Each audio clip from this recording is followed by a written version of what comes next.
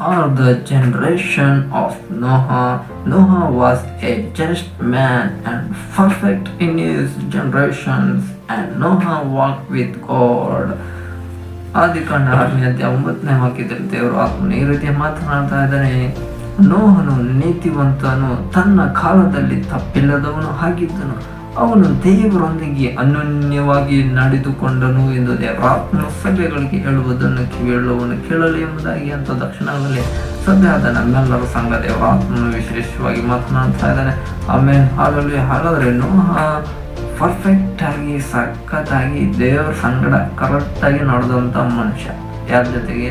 ದೇವ್ರ ಜೊತೆ. ಈಗಿನ ಕಾಲದವ್ರು ದೇವ್ರ ಜೊತೆ ನಡ್ರಪ್ಪ ಅಂದರೆ, ನಾನು ನನ್ನ ಗಂಡನ ಜೊತೆ ನಡೀತೀನಿ, ನಾನು ನನ್ನ ಹೆಂಡತಿ ಜೊತೆ ನಡೀತೀನಿ, ನಾನು ನನ್ನ ಮಕ್ಕಳ ಜೊತೆ ನಡೀತೀನಿ, ನಾವು ನಮ್ಮ ತಾತಾಜಿ ಜೊತೆ ನಡೀತೀವಂತ ಅವರು ಕೂಡ ನಮ್ಮ ಮಕ್ಕಳು ನಮ್ಮ ಜೊತೆ ನಡೀತವೆ ಅಂತ